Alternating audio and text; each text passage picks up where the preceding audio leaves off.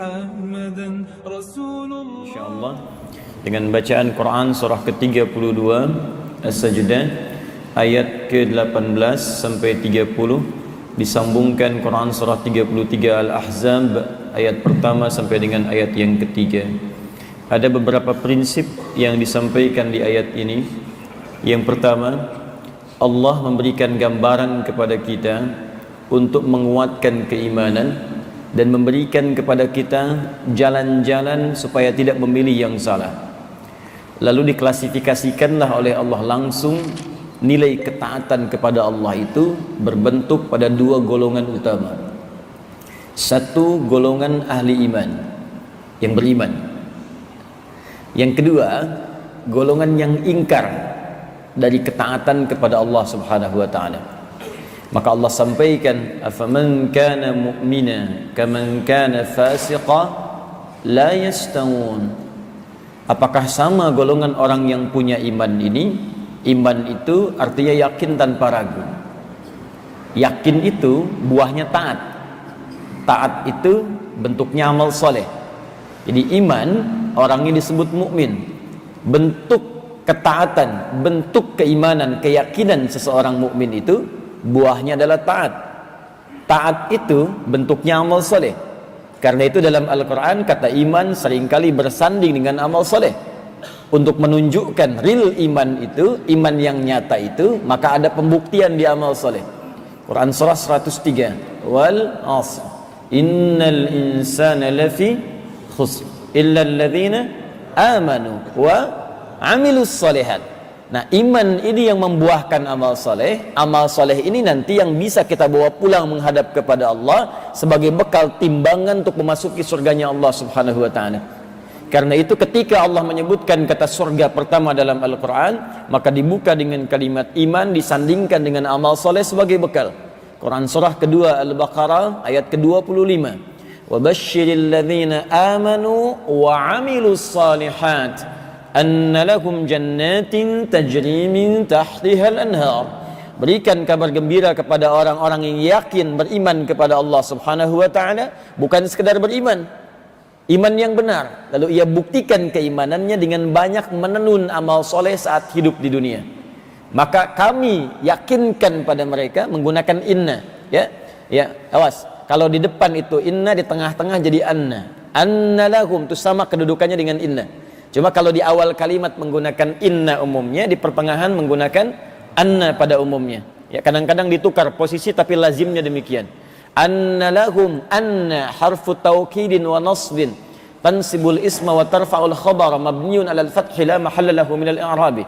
Ya, anna huruf nasab, ya, dan fathah arti membuka sesuatu, nasab untuk meyakinkan taukid. Ya, saya sering katakan kalau ada orang Arab mengatakan nasab, diungkapkan nasabar rajulu asahu alal ardi. Ya, maka seorang menancapkan tongkatnya ke tanah dengan kuat sehingga nggak goyang lagi. Ya, saking kuatnya nggak goyang dia. Jadi kalau ada kalimat dibuka dengan anna atau inna, tancapkan informasinya ke jiwa kita dan jangan goyang. Nggak boleh ragu. Goyang itu nggak kokoh artinya. Dia mesti kokoh. Kata Allah, saya infokan ya pada engkau dan kokohkan pada jiwamu, nggak boleh ragu. Beriman kau, cari amal soleh dan tancapkan pada jiwamu. Aku siapkan untuk orang beriman dan menenun banyak amal soleh saat di bumi, surga-surga yang penuh dengan keindahan. Di bekal surga itu iman dan banyak menenun amal soleh. Anda bertanya bagaimana cara kami beramal soleh ya Allah? Kami sudah beriman. Maka dirincilah kemudian setelah kalimat-kalimat iman di Quran nanti dirinci dengan amal-amal soleh. Ya, ada salat, ada zakat, ada puasa. Karena itu kalimat-kalimat amal soleh sering dibuka dengan kalimat iman. Ya, salat misalnya ketika disebutkan pertama kali dalam Al-Quran dibuka dulu dengan kalimat iman. Al-Baqarah ayat 3. Alladzina yu'minuna bil ghaib wa yuqimunas. Nah, yuqimunas salat dibuka dengan alladzina yu'minun. Puasa Al-Baqarah ayat 183. Ya ayyuhalladzina amanu kutiba alaikumus siyam. Jadi siam dibuka dengan kalimat iman. Jadi ini golongan yang pertama. Maka dipastikan kalau kita ingin termasuk dalam golongan yang pertama ini, maka buktikan keimanan kita kepada Allah Subhanahu wa taala dengan banyak menenun amal soleh. Keluarkan turunan-turunannya. Ada yang bentuknya secara singkat, hablum minallah, al-bu'dur rabbani, dimensinya spiritual. Ya, salat, ada puasa, bacaan Al-Qur'an, itu bu'dur rabbani, hablum minallah. Maka oleh Allah diberikan kepada kita itu menu kehidupan untuk membuktikan iman kita. Setiap hari salat gitu ya. Allah nggak butuh dengan salat kita, cuma kita yang butuh. Kan kalau saya tanya siapa yang mau ke surga, semua angkat tangan. Ya, tapi dibalikan telunjuk ini, empatnya menunjuk kepada kita. Apakah yang kita tunjuk ke atas itu untuk masuk surga, punya bekal cukup untuk naik ke atas? Maka ketika Anda menginginkan surga, Allah berikan pintunya, jalannya dibuka, bentuknya amal soleh. Maka diturunkan menunya harian, sehari 5 waktu yang fardu. Kalau ingin surganya lebih tinggi lagi, tambahkan dengan yang sunnah. Ada bacaan-bacaan Al-Quran, ada mutala'ah, ada tilawah, ada hafalan Al-Quran. Maka bikin menu harian untuk amal soleh kita. Nah, itu jawaban dari apa yang kita inginkan. Jadi Allah tuh hanya menjawab apa yang Anda ingin. Anda ingin ini, Allah kasih. Ini jalannya. Anda mau ke Al-Azhar, kan harus lewati jalan. Mustahil Anda berkedip Al-Azhar, nyampe gitu. Ya, nggak bisa. Mesti ada ikhtiar. Ya, ada ikhtiar di dalamnya. Anda ingin surga, ya ini jalannya. Diberikan. Nah, yang kedua, al-bu'dul ijtima'i, hablu minan nas. Ya, sosial. Hubungan dengan manusia, hubungan dengan lingkungan. Karena itu seringkali ada kalimat iman dilekatkan pada hubungan-hubungan sosial kita. Ya, Quran surah kelima misalnya ayat yang pertama. Ya ayyuhalladzina amanu aufu bil uqud. Hai orang-orang beriman, tepati janji. Ya, kita berjanji dengan orang, ya tepati. Ya, kita berjanji komitmen dalam perdagangan, tepati. Ya, Quran misalnya surah ke-49 ayat 11 sampai dengan 12. Ya ayyuhalladzina amanu la yasraq qaumin qaum. Hai orang-orang yang telah beriman, jangan saling mencela. Mencelakan hubungan sosial. Iman seseorang mencegah dia berbuat buruk pada orang lain.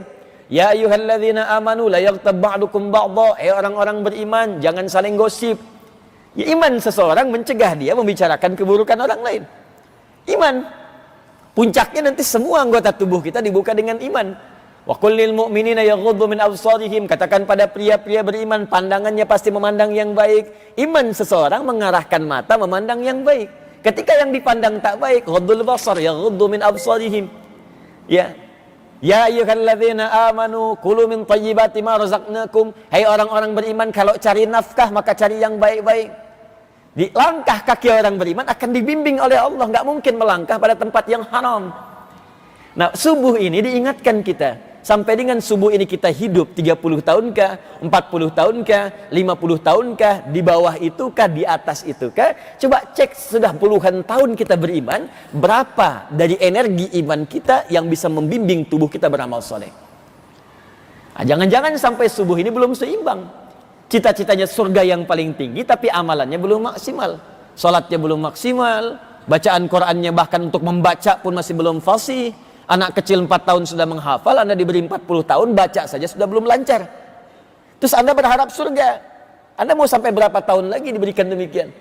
Mau berapa puluh tahun lagi diberikan kesempatan untuk mendekat kepada Allah? Rumah sudah dekat dengan masjid, belum mau ke masjid juga. Sudah dikasih banjir, ngungsi ke masjid, masih nggak sholat juga. Ya perlu bagaimana lagi? Nah, itu kadang-kadang selalu ada kehidupan di sekitaran kita. Kalau diteruskan ayatnya ketemu. Ya walanudhiqannahum minal adzabil adna dunal adzabil akbar la'allahum yarji'un. Kadang-kadang kami kirimkan pengingat. Ya, jadi kalau musibah itu sifatnya 3 nanti. Untuk orang soleh itu tanda cinta. Ingat, orang soleh itu kalau Allah cintai, kadang-kadang diberikan musibah. Ya innallaha idza habba 'abdan ibtala. Hadisnya sahih. Sungguh Allah itu kalau cinta pada seorang hamba dikasih ujian. Karena dengan ujian itu ada kesabaran. Dan rumus sabar adalah jalan paling cepat mendekat kepada Allah. Innallaha ma'as sabirin. Al-Baqarah 153. Ya ayyuhalladzina amanu ista'inu bisabri wassalah. Ya. Innallaha ma'as sabirin. Ya, sungguh Allah sangat dekat dengan orang-orang sabar. Dan sabar itu kalimat pembuka bagi orang yang pertama masuk surga. Ya, Quran surah ke-13 ayat 23 sampai 24. Jannatu 'adnin yadkhulunaha wa man salaha min abaihim wa azwajihim wa dhurriyyatihim wal malaikatu yadkhuluna 'alaihim min kulli babin salamun 'alaikum bima sabartum fa ni'ma uqbad dar. Dan orang-orang yang sudah akan masuk surga Ada yang bahkan menggandeng bapaknya, ibunya, suaminya, istrinya, keluarga besarnya ikut di belakang. Karena amalan soleh dia, dengan izin Allah memberi syafaat kepada keluarga besarnya. Ya, kebanyakan ahli Quran. Begitu masuk disambut oleh para malaikat di setiap pintu surga. Jadi begitu akan masuk, malaikat berjejer di setiap pintu surga. Semoga kita bagian dari orang-orang itu insya Allah. Ya. Kata malaikat, salamun alaikum bima sabartum. Selamat. Itu setiap lewat pintu surga dikatakan selamat bisa lewat sini, selamat bisa lewat sini. Puncaknya ke surga yang paling tinggi. Bima sabartum, karena Anda sabar saat berada di dunia. Jadi musibah bersanding dengan ujian, ujian temannya sabar. Quran surah kedua ayat 155 sampai 156. Ya, wala nabluwannakum bisyai. Setiap orang hidup kami akan uji dengan berbagai macam ujian. Minal khauf wal ju' wa naqsi minal amwal wal anfus wath thamarat wa basyiris sabirin. Tuh. Ada kekhawatiran, ada kelaparan, ya, lapar, wa naqsi minal amwal, harta berkurang, wal anfus, ada yang sakit, sebagian keluarga wafat. Ya, wa basyiris sabirin, berikan kabar gembira pada orang sabar ketika diuji. Karena saat diuji itu muncul kalimat Allah, astagfirullah, ada yang berdoa, ada yang tahajud.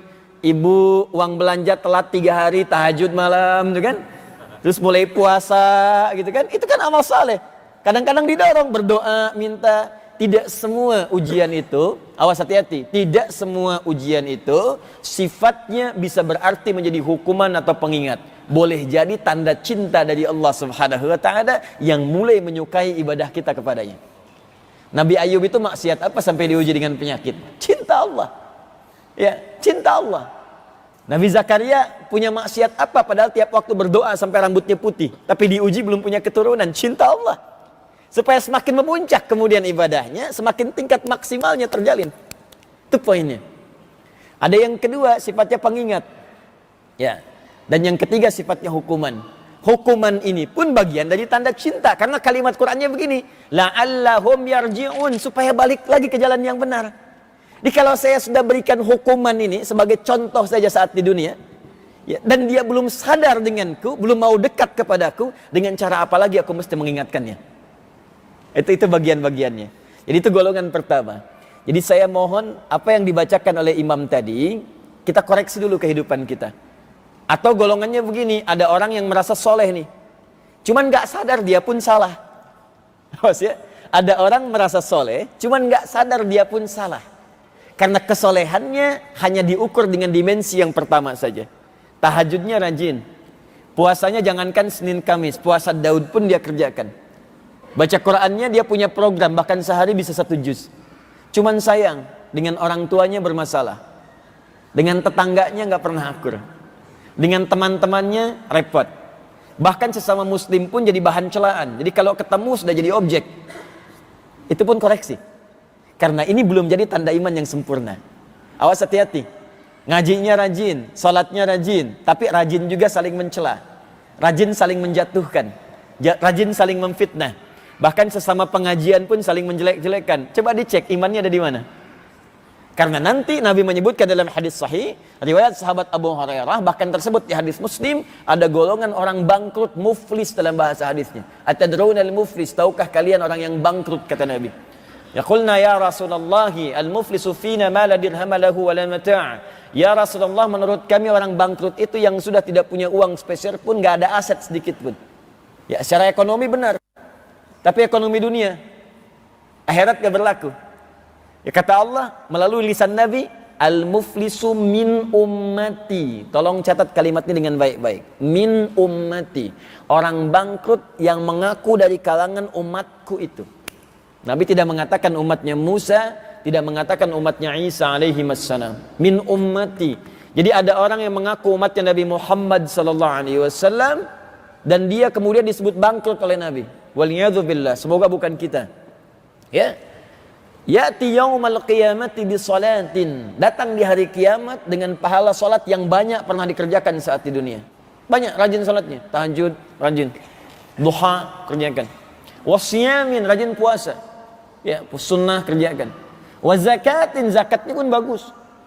Cuman sayang, maaf, wa ya'ti qad syatama hadza wa qadzafa hadza wa daraba hadza, wa safaka dama hadza. Wa yati qad syatama hadza. Cuman dia juga rajin mencela orang. Syatama hadza wa qadhafa hadza, menuduh orang.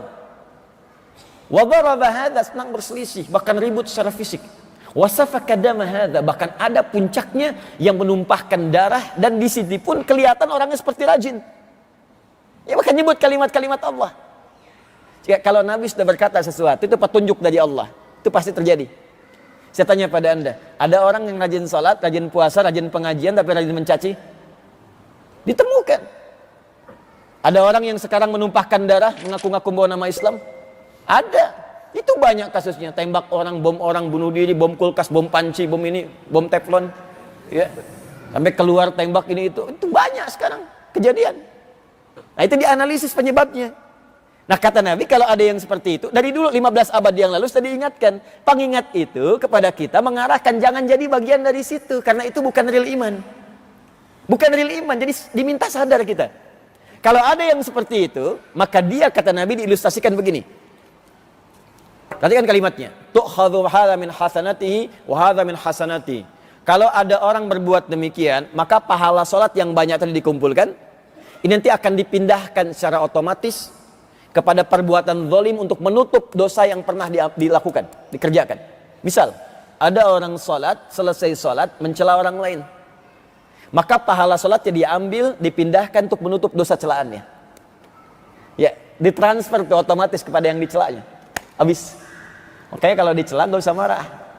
Lagi ditransfer pahala. Dan gak usah bikin status. Ya. Alhamdulillah lagi ditransfer pahala sama dia tuh. Makanya jangan banyak mencela. Sama pindah juga. Ya, kosong-kosong. Ya. Ini diambil, pindahkan.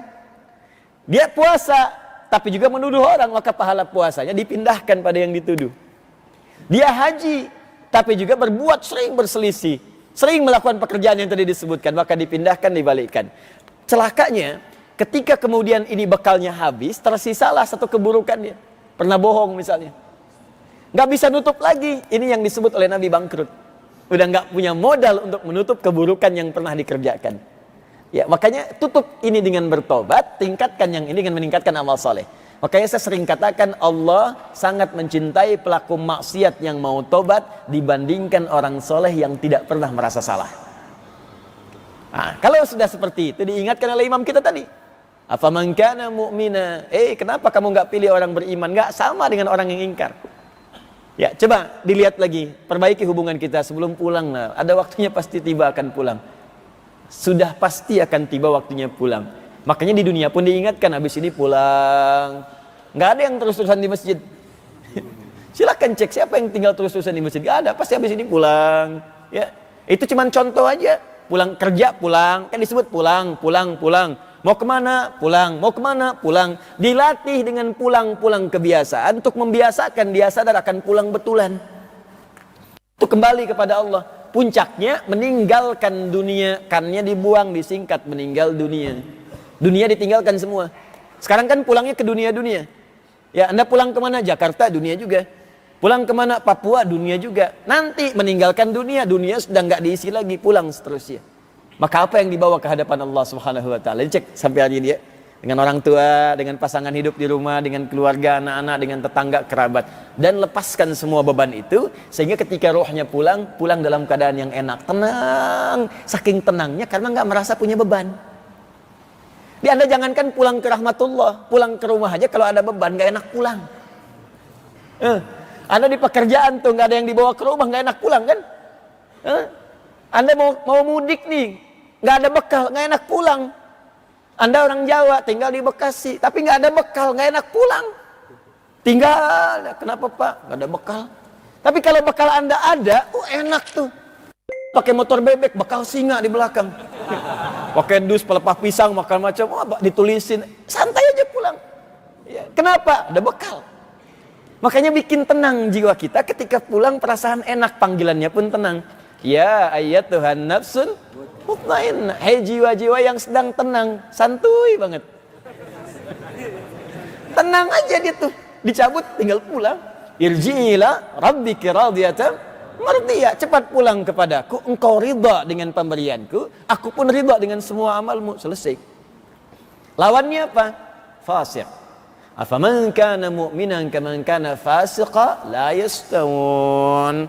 Jadi kalau tidak masuk dua kategori tadi dengan konteks iman, maka kemungkinan fasik. Fasik itu dibagi tiga nanti. Ya, bagi tiga. Puncak pertama iblis. Wah, ini mbahnya orang-orang fasik. Puncak pertama. Ya, siapa namanya?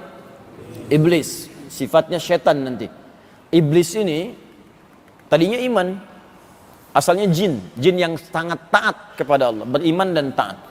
Di mana ditemukan referensinya? Di Al-Quran surah ke-18 Al-Kahf ayat ke-50 di pertengahan. Wa idh qulna lil malaikati isjudu li adama fasajadu illa iblis kana minal jinni fa fasaqa an amri rabbi. Ketika kami perintahkan malaikat dan jin untuk sujud hormat kepada Adam, kami perintahkan. Disujud itu karena perintah Allah, bukan karena sujudnya. Ingat, karena perintah Allah. Maka yang kita ikuti perintah Allah. Karena Allah perintahkan kita sholat. Kalau nggak diperintahkan kita nggak sholat. Karena perintah Allah kita puasa. Kalau nggak diperintahkan kita nggak puasa. Wah, jangan potong video saya tuh, nanti dipotong ujungnya aja gitu kan. Sama, makanya ketika diperintahkan, kami perintahkan kepada malaikat dan jin yang ada pada saat itu sujud hormat kepada Adam. Semua hormat kecuali iblis. Siapa iblis ini? Kana minal jinni. Nah, dia termasuk kalangan jin asalnya. Kana ada kana di awalnya. Kana ada yakunu. Kalau kana bentuknya dua. Ada menunjuk pada sesuatu yang pernah atau menunjuk kebiasaan. Kalau ada hadis dibuka dengan kata kana, menunjukkan perilaku Nabi, ini menunjukkan kebiasaan.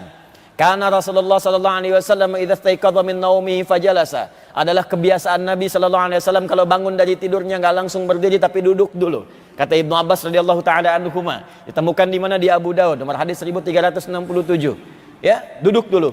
Famasaha biyadi min athari naumihi, maka menghilangkan dengan tangannya yang diduga bersih ya dari sebab kantuknya. Ya di matanya, dihilangkan dulu sebab kantuk. Baru baca doa. Jadi jangan sampai duduk langsung baca doa. Ya, belum sadar kita apa yang diucapkan. Itu kana. Menunjuk pernah. Pernah, enggak lagi. Iblis ini. Kana minal jinni. Pernah dia termasuk kalangan jin yang taat. Fafasaqa. Dari mana taunya taat? Taat lawannya fasik tadi. Maka dia menyimpang, berbuat fasik. Di makhluk pertama yang berbuat fasik kepada Allah namanya iblis. Ini sudah ada yang menyimpang, jangan ikutan. Dan jangan bersaing dengan iblis, gak akan pernah menang. Gak akan menang. Ya. Fafasaqa an amri rabbi, maka dia fasik, mengingkari perintah Allah Rabbnya.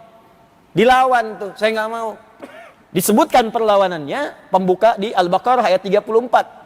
Ya, dengan kalimat yang sama. Wa idh qulna lil malaikati isjudu li adama fasajadu illa iblis aba. Melawan enggak mau. Kenapa? Wastakbar. Ya, istakbar, sombong. Makanya nanti kesombongan diharamkan bagi semua makhluk. Kesombongan adalah bagian dari jubahku sebagai keagungan. Siapa yang berupaya mengenakan jubahku maka diharamkan baginya mencium bau surga. Nyium aja enggak boleh, apalagi masuk. Hati-hati. Ya, itu satu kalangan iblis. Yang kedua kafir.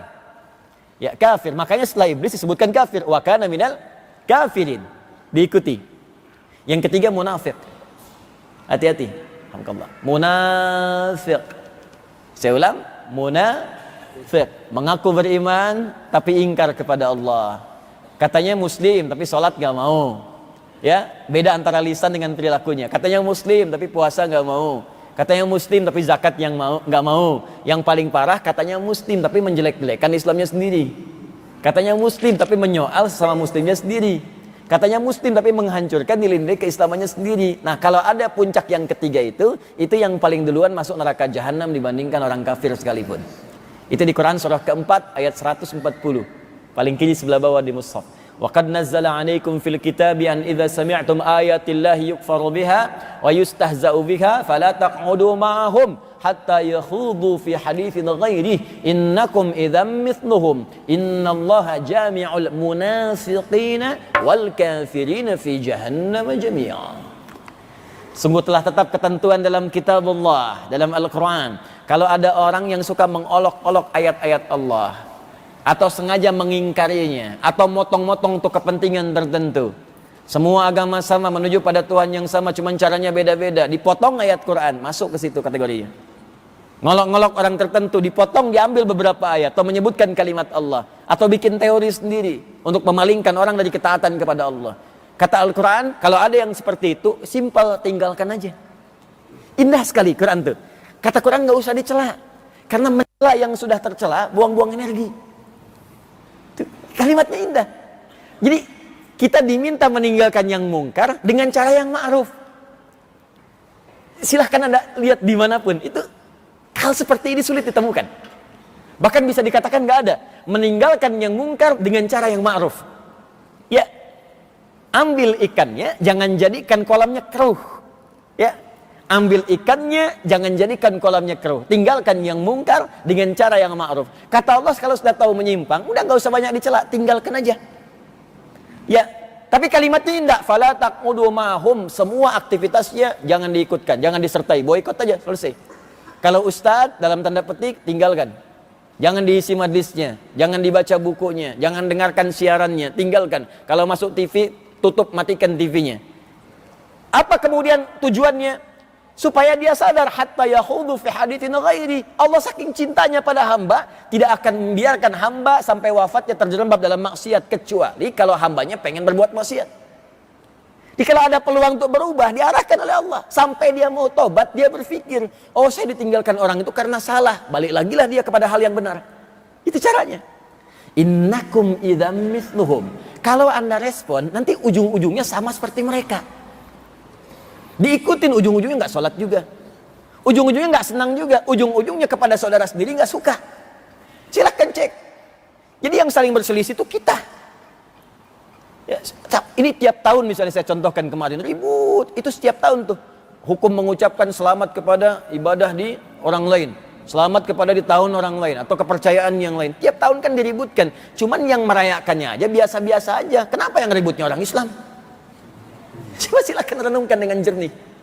Kita bertetangga biasa, saling menghormati biasa, bercanda biasa, kadang-kadang lari bareng-bareng, makanan dimasak saling ditukar, gak ada masalah. Kenapa tiap tahun harus kemudian ribut? Yang ribut pun bukan orang yang kemudian melakukannya. Kan aneh itu. Coba direnungkan lagi. Ya, ada sesuatu yang harus diperbaiki. Nah, yang terakhir, kalau kemudian orang-orang ini tidak tobat, maka kata Allah, orang golongan ini yang pertama masuk ke dalam neraka, nerakanya spesial Jahannam. Ya, Jahannam jami'ah, dimasukkan ke dalam Jahannam dan tidak akan pernah keluar dari situ. Karena itu penting kita kemudian untuk belajar, mencari ilmu yang baik supaya mengetahui bagaimana cara mengaplikasikan iman dengan dua nilai tadi. Mendekat kepada Allah, menghargai dan menghormati keyakinan orang lain tanpa mencampur adukannya, harus, wajib. Bahkan memaksa orang pun mengajak kepada Islam, dipaksa itu dosa hukumnya. Cuma ada di Quran. La ikraha fid din. Lakum dinukum. Maka hormati. Kalau ada perayaan, hormati. Jangan diganggu. Cara menghormatinya, jangan diganggu, jangan usil. Awas, hati-hati, jangan disakiti, tapi juga jangan diikuti.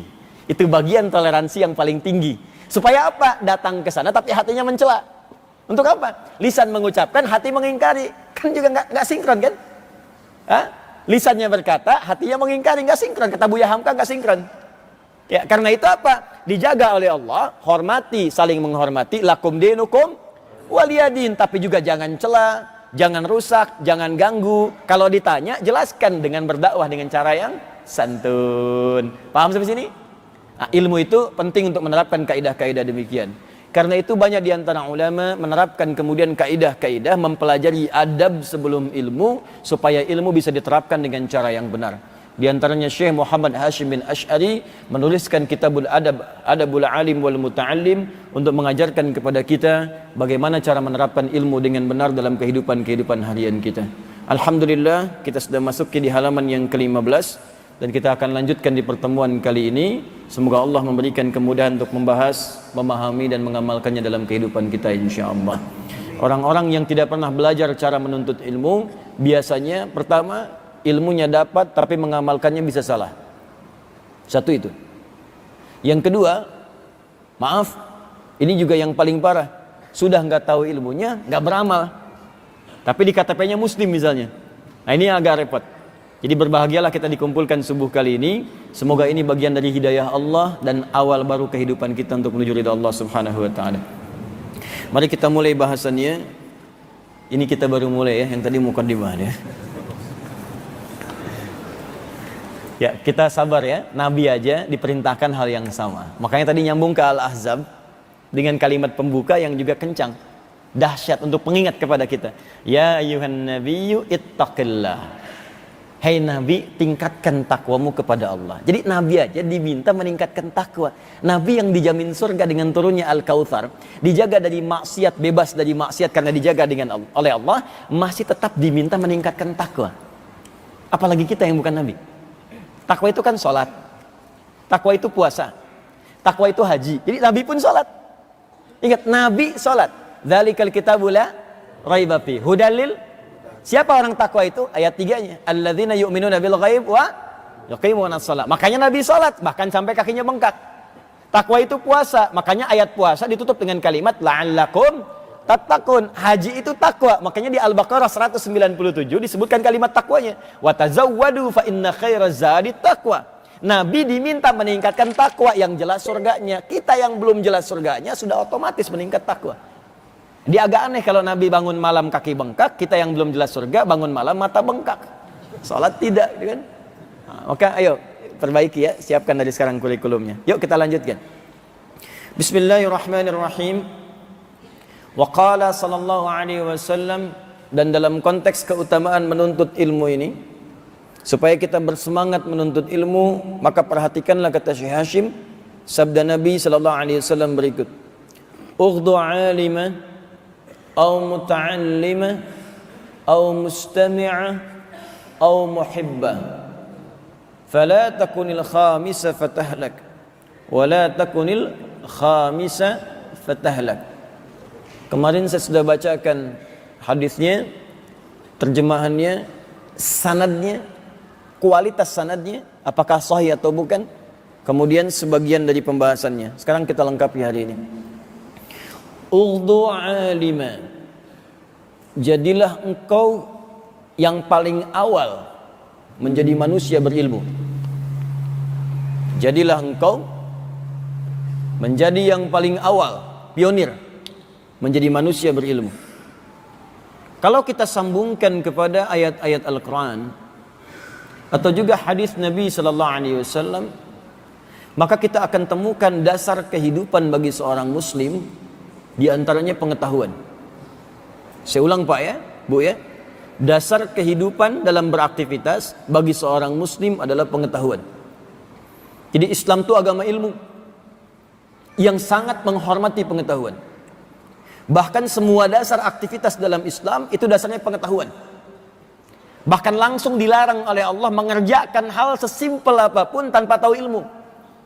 Sehingga di sini muncul kalimat al-ilmu qabla al-amal. Ilmu dulu baru amal.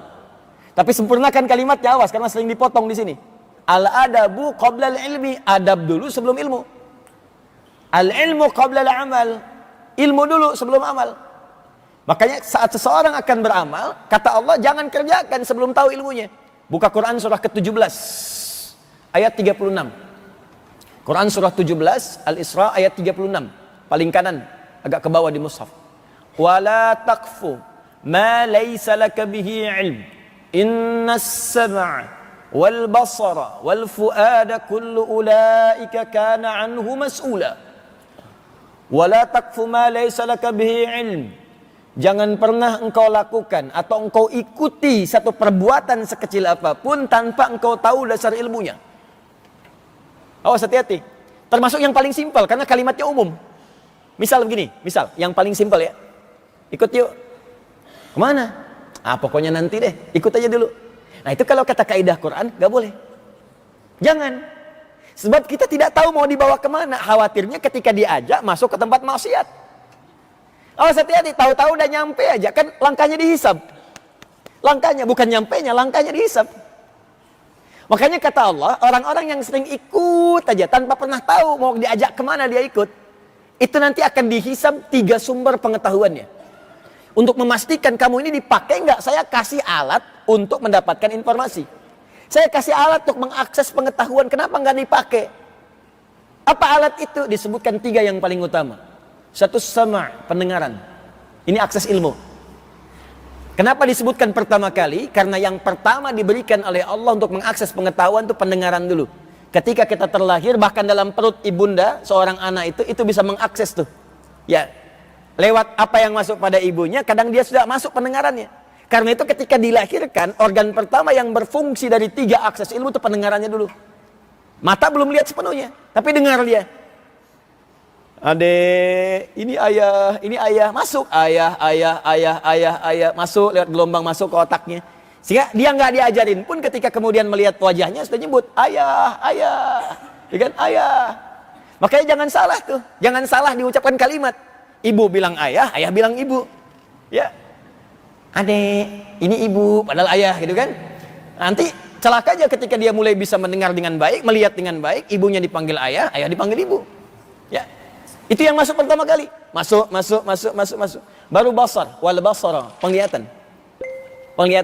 Makanya yang dilihat, semua yang dilihat jadi ilmu, Pak, masuk ke simpul otak kita.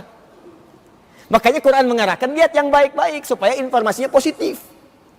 Ketika yang dilihat tidak baik, itu pun jadi ilmu negatif namanya, itu yang merusak. Itu yang paling bahaya. Gambar-gambar kotor itu kan. Kalau dilihat masuk ke otaknya itu. Jadi racun nantinya. Kalau nggak percaya, jangan dipraktekkan. Jangan dipraktekkan karena bahaya. Lihat gambar-gambar kotor, gambar terbuka, tayangan-tayangan buruk, itu masuk otomatis. Anak yang biasa mendengar kata-kata kotor jadi ilmu, keluarlah di lisannya kalimat kotor. Dari mana kalimat itu keluar? Dari pendengaran dia. Makanya kalau ada anak pernah melakukan kalimat-kalimat yang kotor, berbicara yang tidak bagus, jangan dulu kemudian dicela. Anda istighfar dulu. Pernah ditempatkan di mana anak itu oleh Anda sampai keluar di lisannya kalimat yang kotor? Atau jangan-jangan nggak pernah dibawa keluar, tapi di rumahnya keluar suami istri kalimat-kalimat yang tidak baik. Maka keluarlah di anaknya. Anak melihat di TV tayangan-tayangan dipraktekkan oleh dia dari mata. Tuh. Makanya ketika tayangan di TV itu baik-baik, Anda cari buku yang baik, ya mohon maaf mainan yang baik-baik, TV tayangan yang bagus, maka ilmu yang diserap pun bagus otomatis. Tempatkan di sekolah yang bagus, cari guru yang bagus, guru yang soleh, penjaga yang soleh, security yang soleh.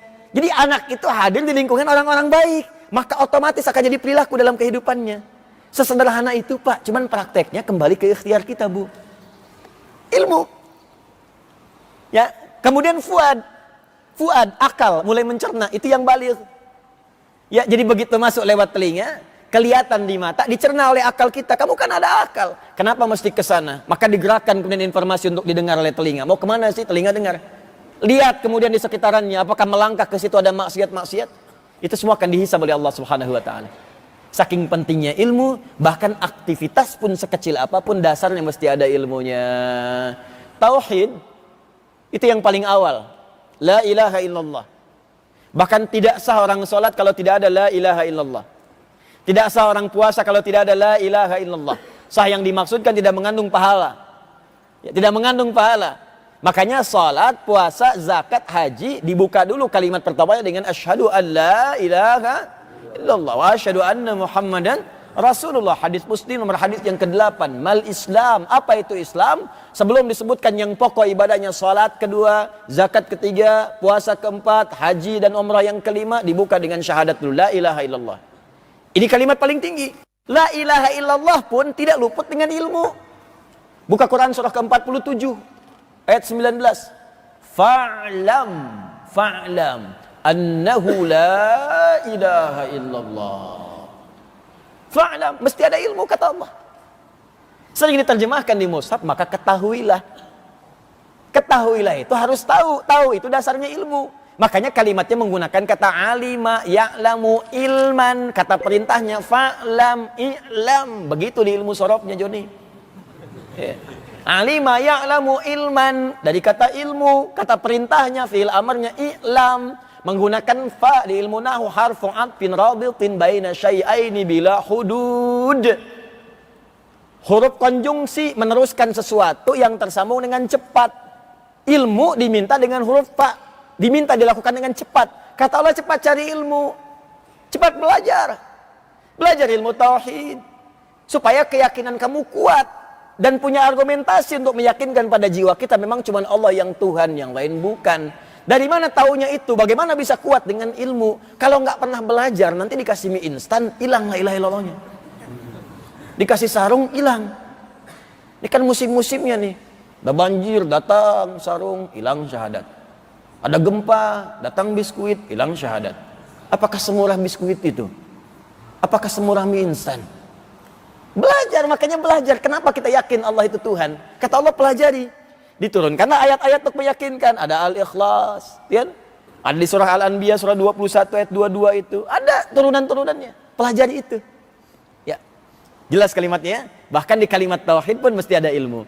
Makanya Al-Imam Asy-Syafi'i membuat sebuah ungkapan yang indah sekali. Dan banyak orang menduga ini hadis, bukan. Ya, karena beliau termasuk yang paling fasih lisannya. Ya, kalangan a'immah yang 4 tapi lisannya paling fasih berbahasa Arab. Ya, karena ada turunan dari Quraisy, ada turunan. Dan saya pernah ceritakan di pertemuan lalu, saat usianya 10 tahun, ya setelah hafal Al-Muwatta, 7 tahun hafal Quran dengan riwayat-riwayatnya, semua riwayatnya, 10 tahun hafal kitab Al-Muwatta. Al-Muwatta itu kitab hadis pertama yang dibukukan. Ya, karya Al-Imam Malik, ya rahimahullah. Jadi beliau itu ahli Quran, ahli hadis, ahli Quran, ahli sunnah. Oleh ibunya dibawa kemudian ke Mekah, masuk kemudian ke Hudzail, suku paling fasih dalam bahasa Arabnya untuk membiasakan bahasanya. Sehingga sesuai dengan kalimat-kalimat tulisan moyangnya. Maka di situ ketika keluar, saking fasihnya, beliau silahkan baca dalam sirahnya. Baca dulu. Di sebelum kita komentar tentang sesuatu, dibaca dulu, dipahami dengan baik. Bahkan saking fasihnya lisannya dalam mengucapkan, membaca ayat-ayat Al-Quran, seringkali sudah dikenal pada masa itu Syafi'i muda, masih remaja, ada di pojokan Masjidil Haram. Kalau orang pengen mendengar Al-Quran dan merasakan kenikmatannya, duduklah kemudian di sekitaran majlis Syafi'i. Baca Syafi'i Al-Quran, itu kalau masuk kepada ayat-ayat tentang doa, ayat-ayat tentang neraka, seketika menangis semua orang. Ayat-ayat tentang surga, pengen masuk surga, saking fasihnya kalimatnya. Maka ada di antara kalimat beliau, yang paling dikenal sampai sekarang, ya, Man aradal dunya fa'alaihi bil ilmi, wa man aradal akhirah fa'alaihi bil ilmi, wa man aradahuma fa'alaihi bil ilmi. Siapa yang menginginkan dunia, nggak mungkin bisa diraih kecuali ada dasar ilmunya. Siapa yang bahkan ingin akhirat, dunia saja pakai ilmu, kata beliau. Maka siapa yang ingin akhirat pun tak akan bisa diraih dengan mudah kecuali ada ilmunya. Dan siapa yang menginginkan keduanya, Rabbana atina fid dunya hasanah wa fil akhirati hasanah. Dunia ingin, akhirat ingin, maka mustahil bisa diraih, kata beliau, kecuali dengan ilmu. Itu kalimat ringkas disampaikan dari intisari Al-Quran dan hadis-hadis Nabi SAW. Saking pentingnya ilmu ini, Al-Imam Al-Bukhari memasukkan bab khusus tentang ilmu di bagian ketiga dari 97 pembahasannya dalam Sahih Al-Bukhari. Ada 97 pembahasan. Pertama kitab Bad'ul Wahyi, kedua kitabul Iman, ketiga kitabul Ilmi. Bab khusus tentang ilmu. Di siapa yang pengen dunia, kalau ingin lancar, ingin nikmat dunia, ilmu. Makanya sekolah yang pintar, Pak, Bu, anak-anak kita sekolahkan. Supaya belajar. Semakin tinggi, ya, semakin dapat raihan gelarnya, semakin ilmunya banyak, maka dunianya pun mudah diraih. S1 pekerjaan gaji sekian. S2 sekolah dulu, baru lulus S2 gajinya naik duluan. Sekolah lagi S3 gajinya naik lagi. Padahal yang didapatkan ilmu, tiba-tiba gaji datang. Silakan cek. Makanya banyak orang ketika mengajar pengen belajar lagi, pengen belajar lagi. Belajarnya itu investasi, baru lulus gaji udah datang, padahal kerja belum. Silakan, ada orang kerja bertahun-tahun, kan? Tapi ilmunya nggak pernah di-upgrade. Ada orang belajar aja bertahun-tahun, begitu lulus belajar tiba-tiba gajinya melampaui orang yang nggak pernah belajar ini. Itulah ilmu. Anda mau jadi arsitek, nggak mungkin tiba-tiba bangun gedung. Siapa yang mau hire Anda? Kuliah dulu. Ada yang masuk ITB, pertanian masuk IPB. Ada yang kemudian kedokteran, ke UI, ke Undip, ke macam-macam. Silahkan. Belajar, lulus dari situ. Baru dokter ini, pakai rumah sakit ini, minta rujukan ini. Kapan dunia itu datang? Ketika ilmu itu ada. Makanya sekolah, Pak, Bu. Sekolahkan, ambil cita-cita yang paling tinggi. Kalau nggak cocok di sini, cari tempat yang lain. Cari sampai keluar, dapatkan. Bukankah Nabi memerintahkan pada itu sahabat Badar untuk mengambil ilmu dari yang lain-lain? Ayo belajar, belajar, belajar, belajar. Ada yang mengatakan haram pergi ke Amerika, haram pergi ke Perancis, haram pergi ke Spanyol. Joni, lihat, waktu perang Badar, Nabi meminta tahanan-tahanan itu untuk ditukar dengan ilmu. Apakah tahanan itu sudah muslim? Belum. Masih banyak yang belum muslim. Ayo, tukar mereka dengan ilmunya. Sahabat-sahabat diminta belajar. Ada yang ngajarin baca, ngajarin nulis, ngajarin macam-macam. Itu dalil pertama kebolehan belajar sekalipun pada non-muslim. Gak ada batas di sini. Silahkan saling ambil ilmunya. Gak ada masalah. Yang haram itu ke Amerika nggak sholat, haram. Ke Amerika nggak baca Quran, haram. Ke Spanyol nggak puasa, haram. Itu yang haram. Tapi kalau mau pergi silahkan aja pergi. Ya. Mau jalan silahkan. Yang haram itu jalan ke tempat maksiat, itu haram. Siru fil ardi fanzuru kaifa kana akibatul mukadzibin. Ayo banyak jalan-jalan kata Allah di bumi. Makanya cari bekerja, dapat harta, jalan. Tapi jalan kemana? Ke tempat yang bisa mencas iman. Jalan ke Masjidil Haram. Ya, pakai pesawat maksudnya. Yuk, jalan kemudian ke Masjid Nabawi supaya iman kita bertambah. Jalan-jalan ke pantai, jalan ke sini, jalan ke situ. Apa yang mau dilihat? Ya? Tidak salah, silahkan, tapi cari pantai yang kira-kira tidak ada maksiatnya.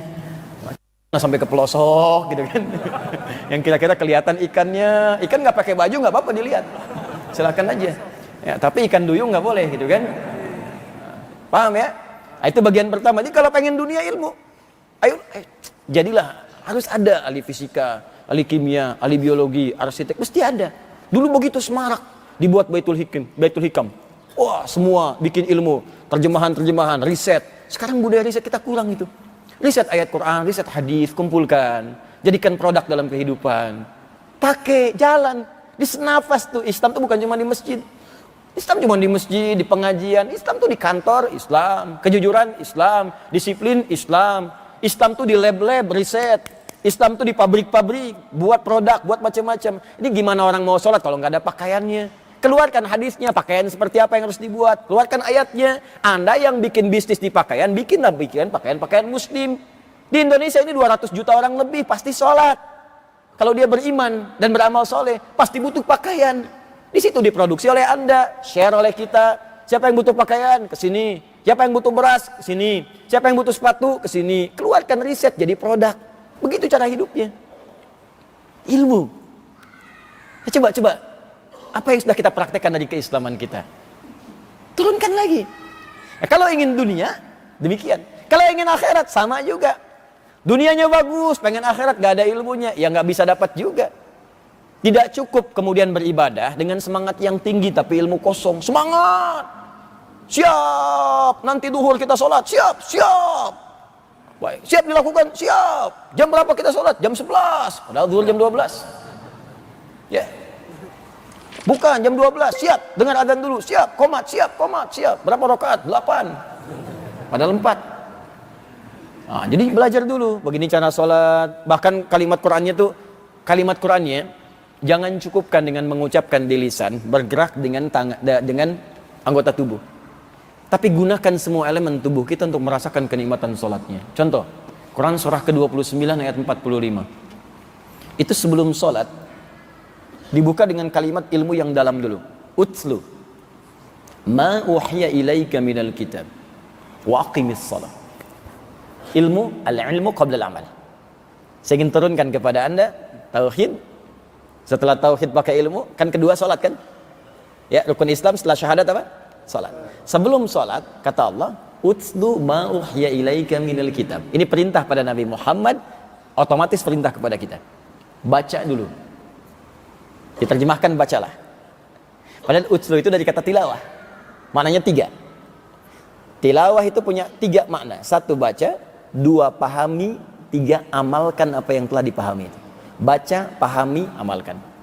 Kata Allah, kalau sholatnya ingin enak, ingin khusyuk, ingin nikmat, maka sebelum sholat, baca dulu, pahami dulu semua bacaan-bacaan dan gerakan dalam sholat yang telah diajarkan dalam Al-Quran dan petunjuk-petunjuk Nabi. Saya mau takbir nih. Baca dulu, pahami dulu. Bagaimana cara takbir yang benar? Angkat tangan sejajar dengan bahu, jajar dengan daun telinga, fleksibel, silahkan mana yang mau dipilih. Ucapkan kalimat Allahu Akbar. Pahami kalimatnya. Jangan cuma diucapkan. Pahami. Tahu artinya Allah Maha Besar. Serapkan kepada hati. Oh, berarti ini ikrar. Komitmen. Untuk menjadikan Allah yang Maha Besar. Oh, koreksi. Saya pernah merasa besar kepada kawan saya. Sombong dengan pasangan hidup saya. Merasa yang paling tinggi berada di lingkungan saya. Sombong berarti merasa akbar. Padahal tiap hari mengatakan Allahu Akbar, Allah yang paling akbar, dihisab tuh di hari kiamat. Makanya orang yang benar salatnya ketika dia bertakbir, tangan mengangkat, lisan mengucapkan Allahu Akbar, pikiran menerjemahkan Allah yang maha besar. Kalau pikiran sudah otomatis diikutkan beraktivitas dalam salat, dia tidak akan liar, Pak. Gak akan liar. Ini kebanyakan orang pikirannya nggak digunakan, jadi nggak menerjemahkan nih, nggak dipakai. Di lisannya Allahu Akbar, pikirannya mengatakan handphone hu akbar, mobil hu akbar, motor hu akbar, jemuran hu akbar. Allahu Akbar, hujan. Duh, sofa gimana ini? Kasur gimana? Dipoek nih, lagi dijemur. Wah, ingat semua, muncul. Jadi sejadah nggak kelihatan, ujung-ujungnya apa? Hatta la yash'ural musalli kam raka'atan yusalli. Sampai ada orang sholat nggak sadar berapa rakaat dia sedang sholat. Begitu kata Nabi dalam hadis riwayat Abu Daud. Ada orang nggak sadar dan jadi mainan setan. Setan tuh masuk dalam sholat, ikut dia. Bahkan dalam wudu pun sudah ada setan menggoda orang wudu, namanya walhan. Setan wudu tuh, setan wudu, bayangkan. Walhan namanya. Apa yang dia goda? Dibikin kita itu lupa, bingung. Batal nggak ya? Batal nggak ya? Batal nggak ya? Nah, itu tuh. Ya, sampai kemudian sholat pun masih ragu. Itu walhan namanya. Saat masuk sholat, takbir, sebelum sholat didiamkan dulu. Setan tuh pinter, keblinger. Ya, itu intelektual yang sesat. Ya, itu setan itu. Intelektual yang sesat. Ya, jadi pinter cara memetakannya. Sebelum sholat, Pak. Wudu, kalau udah yakin nih. Mau takbir nggak diganggu, Bu. Kayaknya fokus kita itu. Nggak diganggu sebelum takbir. Dan tahu mau sholat subuh, tahu itu. Tahu dia. Ya, tahu betul dan nggak diganggu. Imamnya tahu siapa, kanan kiri tahu siapa. Tapi begitu Anda takbir, fa idza kabbara fayaqulu syaitanu udhkur kadza udhkur kadza. Tapi ketika dia baru takbir Allahu Akbar, barulah dia memulai di situ petualangannya. Dia katakan, kata Nabi, ingat ini ya, ingat itu ya. Makanya orang otomatis kalau sudah takbir Allahu Akbar, ingat samping kanan saya, tuh, kiri saya. Terus disebar ke belakang sampai memorinya mundur. Masuk pintu masjid. Ya, keluar, sendalnya aman atau tidak. Ke mobil, parkir di mana. Ya, terus sampai kalau itu masih nggak mengaruh ke rumah. Ke rumah, anak belum bangun tadi ditinggalin. Ya, terus naik terus lagi terus sampai nanti memori ditarik lagi ke belakang sebulan yang lalu, setahun yang lalu. Rekening listrik belum bayar. Semua. Nyangkut semua. Supaya masuk menggoda kita tidak khusyuk dalam sholat. Jadi kalau elemen tubuh nggak dipakai, ya nggak menerjemahkan pikiran dan hati nggak meresapi, itu biasanya sulit untuk khusyuk. Tidak mudah, ilmu. Karena itu kalimat pertama Nabi ketika mengucapkan ini, apa keutamaan ilmu? Ya tadi bisa digunakan dalam aktivitas harian, memudahkan rezeki datang, mengangkat derajat, kan? Memberikan kenikmatan dalam beramal, memberikan kekhusyuan kemudian dalam beribadah. Maka kalimatnya ughdu alima. Kalau Anda ingin mengerjakan sesuatu, cepatlah pionir menjadi orang berilmu di bidangnya. Ya, tanyakan pada anak-anak kita, Bu, Pak, mau jadi apa? Ya, mau jadi tentara, cari ilmunya dari sekarang. Mau jadi ustadz, cari ilmunya. Oleh Bapak siapkan pendidikannya. Mau jadi dokter, siapkan sekolahnya. Sampai sekarang. Nah, dokter itu dunia saja. Mau nggak jadi dokter yang ke surga? Oh, maksudnya Mama di surga jadi dokter juga? Bukan. Di dunia jadi dokter, di akhirat dimuliakan dengan segala kemuliaannya. Mau. Baik, jadi dokter yang sambil menghafal Qurannya. Silahkan belajar. Masuk fakultas kedokteran sampai kampus, sambil tilawah Quran, ikut kajian, sama aja kan belajar. Belajar dunia, belajar akhirat juga. Masuk. Dari sejak SD, Pak, masukkan sekolah yang bagus. Di rumah suruh ngaji. Alima. Siapkan jadi orang berilmu. Au muta'allima. Ini sudah saya jawab juga. Sudah saya terangkan. Atau yang kedua, kalau belum jadi orang berilmu, maka semangatlah untuk belajar. Semangat. Belum jadi ini, maka semangat kuliahnya. Teman-teman yang sedang kuliah nih. Anda belum jadi arsiteknya. Belum jadi dokternya. Belum jadi insinyurnya. Setidaknya kalau belum jadi, semangat dulu belajarnya. Kalau belajarnya nggak semangat, bagaimana bisa menjadi kemudian profesi yang bagus? Mustahil. Ayo kejar dulu IPK yang bagus. IPK yang bagus jangan kurang dari 4. Target. Dapatkan dulu. Target itu yang paling tinggi. Kalau targetnya 3, ya effortnya nggak keluar bagus. Nggak apa-apalah, 2,7 bagus, 2,8 bagus. Target yang paling tinggi kalau bisa target 5, nggak apa-apa. Paling minimalnya kan 4 gitu. Ya, bikin yang paling bagus. Semangat belajar. Makanya menggunakan muta'allima dari kata ta'allama, sudah saya jelaskan pertemuan lalu. Kalau belum jadi ustadznya Pak, minimal semangat belajarnya. Bapak belum jadi ahli Quran, ya minimal semangat belajar Qurannya. Kalau bapaknya nggak jadi ustadz, dari hasil pelajaran itu sampaikan kepada anak. Kalaupun belum bisa nyampaikan, tahu manhaj, sekolahkan anak ke tempat yang bagus. Minimal bapaknya bisa baca, anaknya hafal. Kalau bapak belum hafal Quran, ya investasikan anaknya jadi penghafal. Mesti ada satu keluarga yang lebih daripada sebelumnya. Manhaj Quran itu begitu. Di keluarga itu, generasi yang akan datang mesti lebih hebat daripada sebelumnya. Ya, ada orang tua sering mengatakan begini, Ustadz, mudah-mudahan anak saya seperti Ustadz. Saya bilang, jangan Bu, jangan Pak. Hah, kenapa? Mesti lebih hebat dibanding saya. Mesti lebih pintar dibanding saya. Karena tantangan dia di masa depan lebih daripada sekarang. Pekerjaan bupati Pak di masa lalu sekarang jadi pekerjaan lurah. Porsinya sama. Semakin naik terus tantangannya, nggak akan mundur Bu. Ya, tantangan di masa Abu Jahal dengan sekarang itu beda. Lain. Ya. Jadi tantangannya beda, lain, tidak sama. Karena itu ketika Imran menikah dengan Hannah, ini kan dua-duanya bukan nabi. Allah berikan prototipe yang bukan nabi, bukan rasul, supaya kita tidak punya kesempatan untuk mengeles. Ngelak, dia kan nabi, dia kan rasul. Saya turunkan yang bukan nabi dan rasul. Imran, Hannah, punya anak namanya siapa? Maryam. Maryam dididik lebih bagus dibandingkan bapak ibunya. Lebih hebat. Akhirnya jadilah lebih hebat. Silakan cek. Bahkan disebutkan kalau Imran disebutkan dengan keluarga Imran. Ibunya nggak disebutkan di situ. Imra'ah aja. Idh qalat imra'atu Imrana, Quran surah 3 ayat 35. Istrinya Imran, tapi Maryam disebutkan dengan namanya, bahkan menjadi nama surat dalam Al-Quran. Surah 19, Maryam. Ibunya melahirkan, menikah dulu dengan suaminya Imran, menikah kemudian berhubungan dulu, baru mengandung, melahirkan Maryam. Maryam tanpa ada yang menyentuh satupun bisa mengandung. Maryam sangat mulia. Maryam bagaimana bisa menjadi mulia? Ya perjuangan orang tua. Baca Quran surah 3 ayat 35 sampai dengan 37. Dicari guru yang soleh dan pintar, Zakaria. Itu manhaj Quran. Jadi kalau mau nyekolahkan anak, bukan cuman sekolah-sekolah yang bisa melahirkan anak-anak pintar, tapi soleh juga. Yang pintar udah banyak Pak. Yang pintar dan soleh itu yang langka. Coba cek di negeri kita, ekonom kita pintar-pintar. Ya maaf, ahli hukum banyak.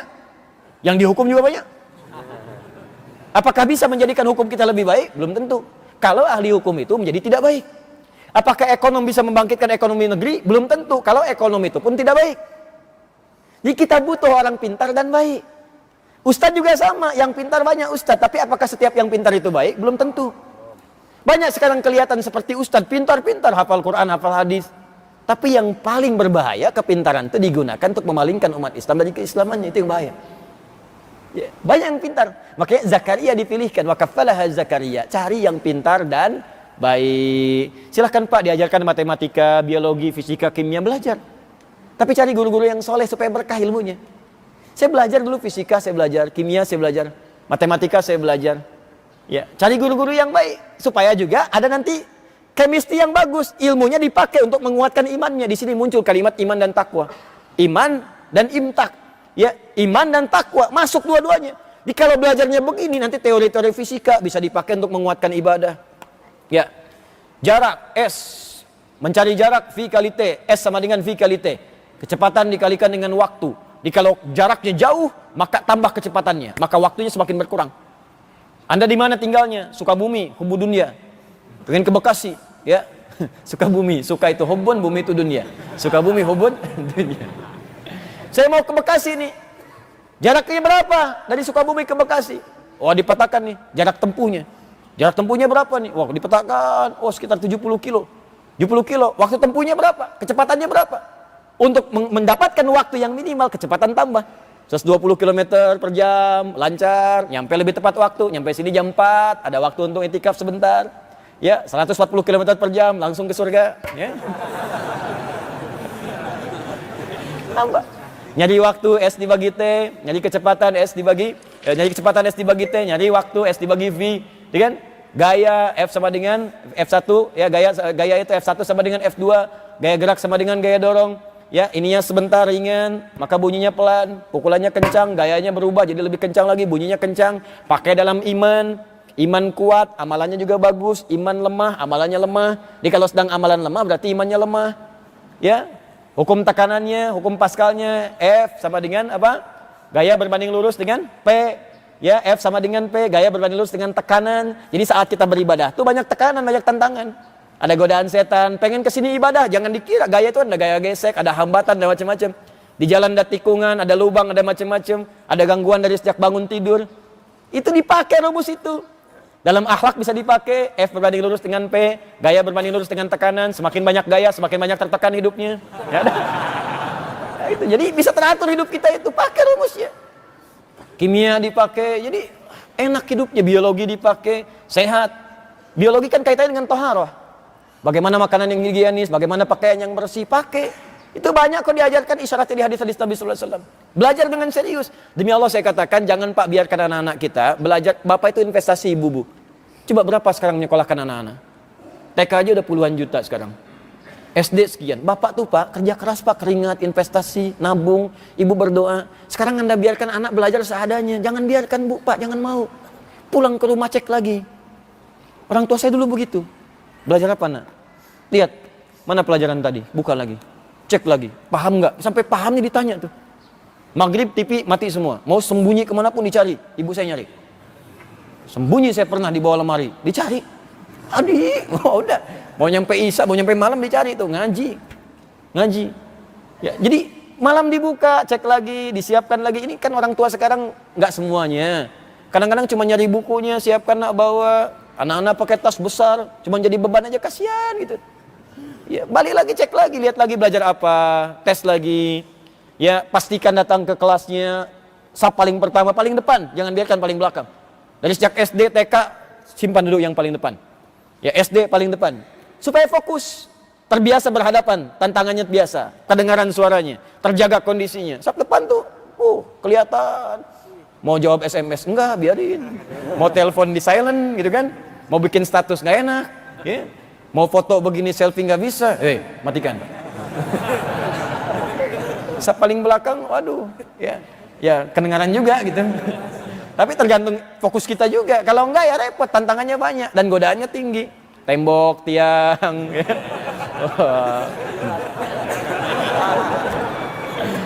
Kalau kita yang nggak serius, susah gitu. Ya, kan banyak, apalagi pesantren luar biasa, masuk kelas, belakang kadang ada kasurnya, ya, bisa nyukur di belakang kadang-kadang, ya, banyak terjadi seperti itu. Ya, sekarang gimana kita mau bangun bangsa kalau kitanya nggak serius belajar? Oh, yang di luar nih, yang ikut tayangan ini, yang di luar pulang. Jadi pakar-pakar itu pulang, bangun bangsa kita, cintai negeri kita, cintai. Mustahil iman itu pasti akan berdampak baik bagi lingkungan.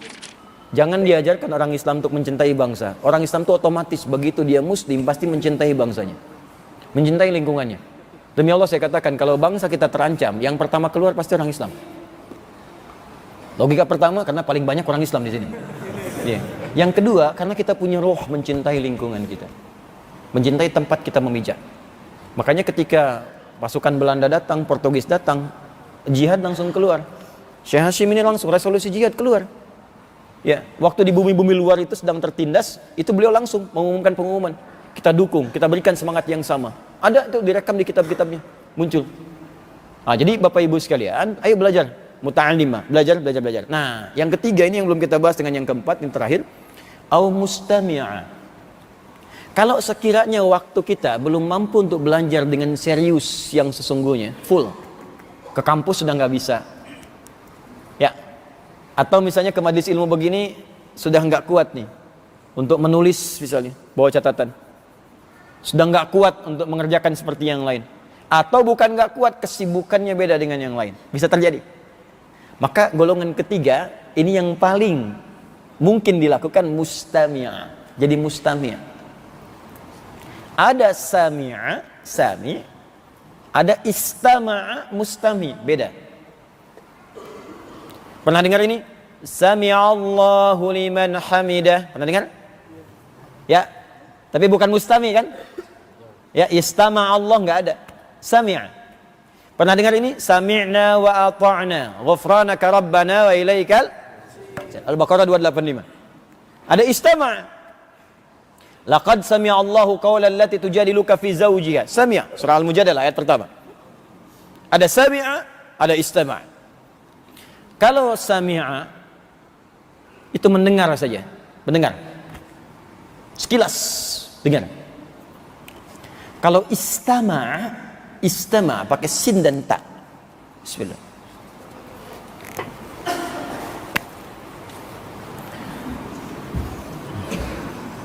Sami'a, istama.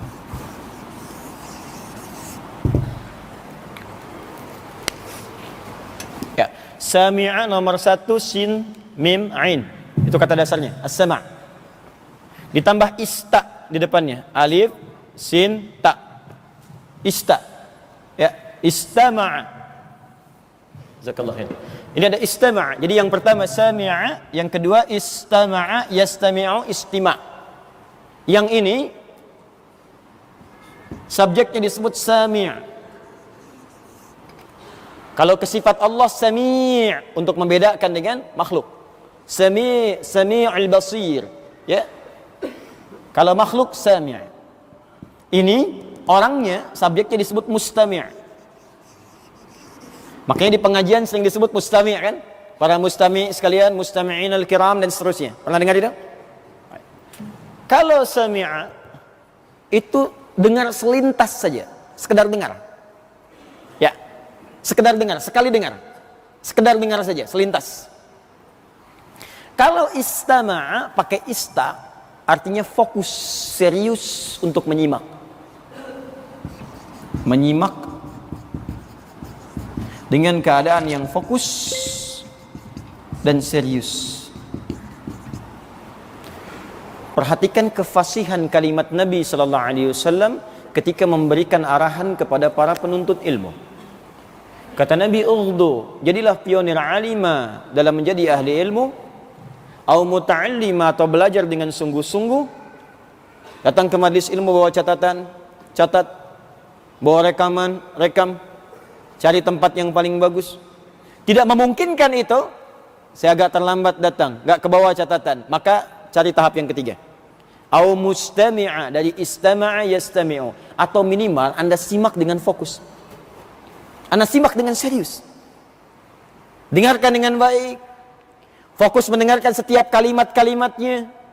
Simak setiap uraian-uraiannya, sehingga dengan fokus dan serius itu, ilmu yang ditangkap pun insya Allah mendekati kesempurnaan, mendekati kelengkapan. Beda dengan sekali dengar aja. Cuman pengen dengar aja, ya sudah, Anda sami', bukan mustami'.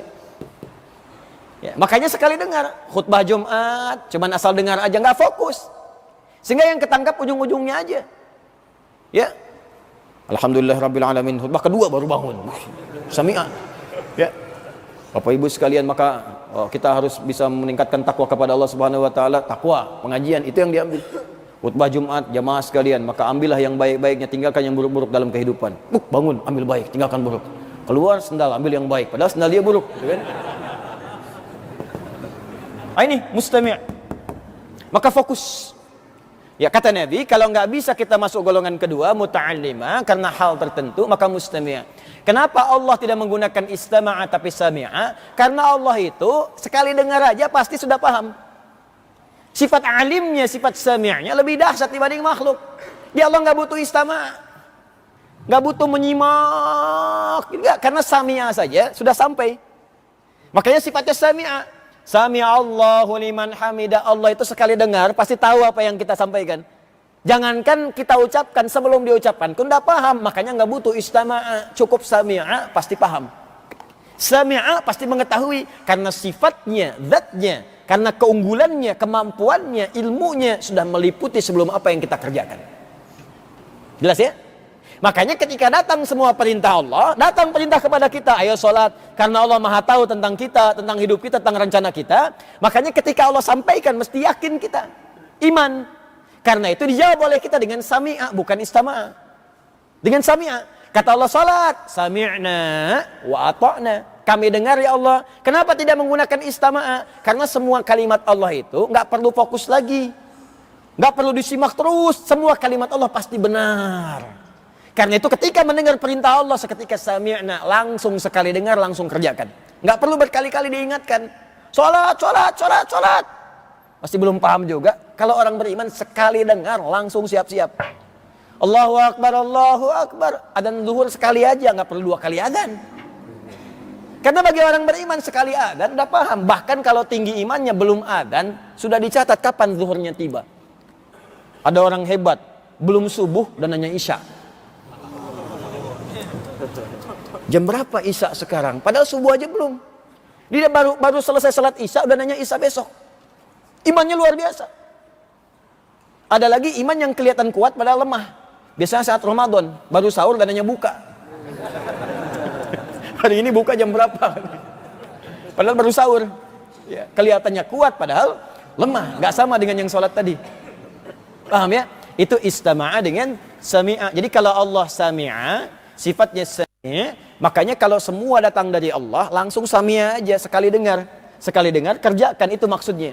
Tapi kalau ada istama'a, ini biasanya menunjuk kepada aspek-aspek ikhtiyari.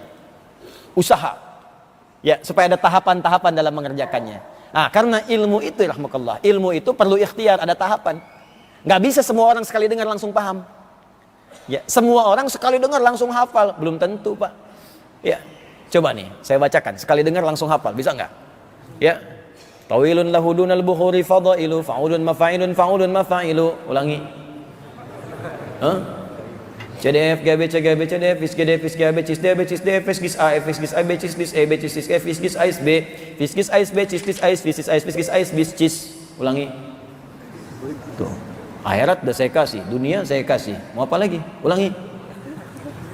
Nah, kalau kita nggak bisa sami'a, berarti butuh mustami'a. Karena itu ilmu butuh tahapan. Turunannya menggunakan istami'a. Inilah kefasihan lisan Nabi SAW. Jadilah mustami', serius.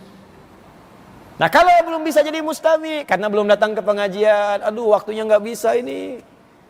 Bentrok dengan yang lain, mesti kerja, kajiannya pas belum selesai jam kerjanya. Ya. Ada yang kemudian mesti pergi ke tempat lain padahal pengen datang ke pengajian. Betapa banyak Bapak Ibu orang-orang pengen datang ke majelis ilmu, mungkin karena jarak yang jauh belum sempat datang. Karena itu anugerah, saya sering katakan kalau di Al-Azhar ini banyak guru-guru, ini ada salam di samping, ada alisan di sana, ya. Manfaatkan, apalagi yang tinggal sekitaran lingkungan ini. Jadi kalau yang jauh-jauh aja mau datang, kenapa yang dekat-dekat yang ustaznya langsung datang sendiri, nerangin sendiri, rekam sendiri, nulis sendiri, ngapus sendiri gitu kan? Ya belum tersentuh juga, udah ada sarapannya juga, ada. Ada kopi, ada teh gitu. Ya dengan cara apa lagi? Dan saya sarankan begini, kalau bisa DKM Al-Azhar duduk dengan sekitaran-sekitarannya masih dekat. Assalam, alisan, duduk, kumpul nih, ada salam sini, ada alisan situ, duduk. Untuk apa duduk? Memetakan kurikulum ilmu. Jadi jangan sampai bentrok. Misalnya di sini Al-Arba'in, ya di situ Riyadus Shalihin. Sananya lagi Al-Minhaj atau Sahih Muslim. Jadi jangan sampai ini Riyadus Shalihin, sana Riyadus Shalihin. Ya, kenapa belajar lagi? Belum soleh katanya. Yang dibahas itu juga. Yang paling aneh yang ngajarnya itu juga. Jadi di sini pindah sana. Yang paling hebat jamaahnya itu juga. Itu buat apa? Yang penting kan tukar-tukar sini ini, sana itu, lengkapi gitu. Jadi enak kajiannya. Ustadz ini siapa? Jadi terus dipetakan. Kalau di sini bersamaan, waktunya bersamaan, tapi materinya bisa beda. Ini tafsir, sana fikih. Jadi saya pengen belajar sholat dulu, sana. Masih ada waktu ke sini, masih datang ke sini untuk tafsir. Nah, tapi nggak sempat. Ada caranya. Mustami' atau muhibba. Yang keempat muhibba. Au muhibba. Ini terakhir, penutup. Jadi kalau nggak bisa jadi mustami', jadi muhibba. Muhibba jamaknya disebut muhibbin. Ya, orangnya disebut al-habib. Al-habib itu yang dicintai, disayang. Habibi, sayangku. Ya, habibati, ya istriku atau anak perempuanku yang aku cintai. Ya, disingkat habibah. Jadi kalau ada i kembali kepadaku. Kitab, buku, kitabi, bukuku. Bait, rumah, baiti, rumahku. Thawb, baju, thawbi, ya, bajuku. Ya, barang-barang tak terpakai, bekas. Punyaku, bekasi. Contoh, ya. Itu tidak, itu di luar kias. Kembalikan, ayo fokus. Muhibba, jamaknya muhibbin. pecinta, yang senang, suka. Kalau Anda belum jadi alim, ustadz bukan, muta'allim, belajar nggak sempat, mustami', dengar pun nggak punya waktu. Minimal jadi muhibbin, yang cinta dengan kajian. Sudah ulama bukan, ngaji enggak, dengar juga enggak, benci juga ulama. Yang mau jadi apa? Minimal suka, senang, cinta. Kalau rasa cinta itu sudah ada, kenapa disebut muhibbah dari kata hubbun? Habbah, habbah itu benih. Minimal ada benihnya. Walaupun belum jadi buah, pohon belum jadi, daun belum jadi, buahnya apalagi, belum juga bisa metik, minimal punya bijinya. Dan biji itu penting karena kalau ada iman sebiji sawi pun bisa masuk surga. Jadi kalau nggak bisa jadi alim buahnya, atau muta'allim pohonnya, atau mustami jadi akarnya, minimal jadi bijinya, muhibban habbah. Kalau sudah ada habbah, punya mahabbah. Kalau sudah ada mahabbah, rasa cinta, minimal ada perhatian, Pak, Bu. Saya nggak bisa besok ikut, saya mau nyumbang aja lah untuk sarapannya. Saya mau nyumbang aja untuk bukunya. Ya tolong rekamin ya. Itu mahabbah. Orangnya disebut muhib. Berbahagialah kalau ada rasa itu dalam jiwa kita. Dia nggak sempat datang kajian pun masih ada rasa, ya Allah nggak sempat datang. Nanti tolong ya catatannya, saya minjem. Tolong rekamannya ya, Min upload dong Min. Ya. Itu tuh lihat tuh. Ya, saya kemarin saya lihat, waduh orang lebih senang lihat saya kepleset dibandingkan lihat saya ngaji. Orang saya ngajarin pengajian yang lihat 20.000, 40.000, saya kepleset sampai 1 juta. Astagfirullah. Aduh. La haula wala quwwata illa billah. Ya itulah dunia. Itu muhibbah. Tapi saya senang. Enggak apa-apa, ya kan minimal bisa membahagiakan orang. Itu bukan asal-asalan, itu bukan sengaja itu. Ya, bukan sengaja kepleset, emang kepleset. Ya. Jadi minimal kita bisa menghibur orang bahagia dengan teman-teman, bukan menghibur Anda sebetulnya. Ya bukan, karena nggak ada hiburan di situ. Jadi semua yang dari Allah tuh nikmat. Nggak ada yang nggak nikmat. Termasuk hujan tuh nikmat. Kalaupun ada banjir terasakan sekitaran, kita atasi dengan niat yang ikhlas. Ya syukuri nikmat Allah yang datang dengan hujan, lalu koreksi, perbaiki saluran air, ratakan lagi, ya. Nah, kita sama juga, air masuk kantor, alhamdulillah ya sudah, kita airnya bersih-bersih semua, alhamdulillah air kan masuk ke sela-sela yang mungkin gak pernah kita bersihkan sebelumnya, bonus itu dari Allah, langsung dikeluarin kotoran, jadi kita nikmati itu. Yo, ayo kita pel, ayo kan pel, sambil begini tarik, cuman saya kebagian narik yang gede. Ya gak nyambung gitu, ya udah kita nikmatin aja, pas ada yang rekam lagi, jeblok ketawa yang rekamnya, ya 1 juta aja kita ngelihat. Kita nikmati aja kehidupan, ya. Baik. Jadi itulah Bapak Ibu sekalian, itu muhibbah. Jadi kalau sudah ada muhibban, jamaknya muhibbin, berarti ada mahabbah. Kalau sudah ada mahabbah, ada habbah. Jadi ada rasa dalam jiwa kita. Makanya orang seperti ini, kalaupun biasa ngaji, tiba-tiba nggak ikut ngaji, rasanya nggak enak. Wah, saya ketinggalan, saya nggak bisa ngaji, gitu kan? Ada. Atau ada orang hebat, lebih hebat lagi, nggak bisa ngaji, tapi masih titip sama temannya. Tolong ya nanti teman-teman supaya lancar, nanti siapkan ininya. Nanti saya support ini apa yang kurang, ini yang kurang. Tuh ada sampai begitu. Itu muhibban. Biasanya orang seperti ini kalau dilihat di kaidah Quran, kaidah hadis, nanti diikutkan kepada orang-orang yang ikut di atasnya. Ketarik ke atas. Minimal jadi pecinta dulu. Setelah itu naik nanti jadi muta'alim. Biasanya begitu. Kalau orang sudah ada rasa jadi mustami, datang biasa saf belakang dulu. Ya, jadi dari muhibbah jadi sami'ah dulu. Lewat dengar malu-malu tadinya paling belakang, ya. Dengerin dulu, kadang-kadang dekat pintu, ya dekat prasmanan, ya. Lama-lama malah maju, dia nggak peduli dengan yang lain. Wah, nanti bagian sarapannya, yang penting surga, sarapan belakangan, depan, tuh kan. Begitu udah habis ya. Jadi itu naik levelnya, naik. Itu ya. Nah sekarang dari semua ini kata Syekh Hasim terakhir, wala takunil khamisa fatahla. Ingat, kata Syekh Hasim, mengutip lisan Nabi, jangan pernah menjadi yang kelima. Maka Anda akan celaka. Kalau bukan dunia, pasti akhirat. Silakan ya, maaf ya. Ulama bukan alim. Muta'alim juga bukan, gak pernah ke majelis ilmu.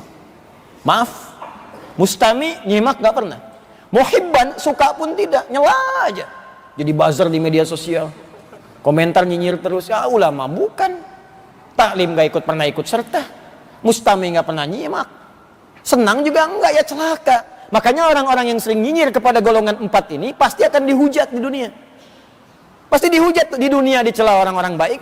Kalau celaan itu mustahil kita hindari. Kalau Anda orang soleh, Anda pasti akan dicela oleh orang salah. Kalau Anda orang salah, Anda akan dicela oleh orang soleh. Jadi kalau kita itu nggak bisa keluar dari hujatan, celaan itu nggak bisa. Kata Al-Imam Asy-Syafi'i, Al-Imam Asy-Syafi'i mengatakan, orang-orang yang berharap tidak ingin dicela itu orang gila. Karena dia berharap sesuatu yang tidak ada. Allah dicela oleh orang kafir. Malaikat dicela. Rasul dicela. Nabi dicela. Sahabat dicela. Tabi'in dicela. Ulama dicela.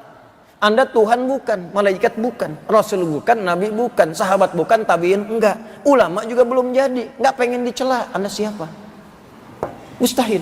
Jadi kalau kita orang soleh insya Allah, itu pasti akan dicela oleh orang salah. Karena orang salah itu cemburu pada kesolehan yang soleh. Jadi begitu Anda mau ke masjid, oh, mulai ada yang nyinyir, soleh, padahal nama Anda Joni misalnya. Padahal muncul. Nah itu cara menyikapinya, jangan dibalas celaan lagi. Cara menyikapinya, pahami bahwa itu sebetulnya pengukuhan yang ditetapkan oleh Allah di lisan orang salah tadi untuk mengukuhkan kesolehan Anda yang telah terjadi. Jangan marah. Jadi kalau Anda kemudian ke masjid dicela oleh orang yang salah, weh udah soleh nih sekarang, itu bukan celaan. Sebetulnya pengakuan dari Allah langsung yang dititipkan kepada lisan orang salah. Karena lisan salah itu lawannya soleh. Jadi kalau salah berkomentar, pasti yang dikomentari yang soleh. Anda sudah soleh. Jangan marah kepada yang salah. Itu pengakuan. Tapi jangan juga kebablasan, langsung bikin status. Alhamdulillah Allah sudah mengakui saya soleh. Nggak masuk. Kalau yang mencela kita orang yang soleh, itu pengingat dari Allah. Ada yang salah yang harus dibenarkan. Gitu caranya. Hidup kita tuh enak. Nggak luput dengan kecewa. Nggak larut dalam kegelisahan. Tidak terlibat dalam kemungkaran. Nggak ada perselisihan. Jangan cari musuh ya. Sudah cukup iblis musuh kita selama-lamanya. Itu pun udah berat. Jangan cari yang lain lagi. Jadi kalaupun ada yang mencela, jangan balas dicela. Kita doakan. Tuh. Saya sering katakan pada Anda, termasuk kalau ada yang mencela saya, nggak apa-apa, saya udah maafkan, kenapa Anda marah? Saya udah maafkan, kenapa Anda marah?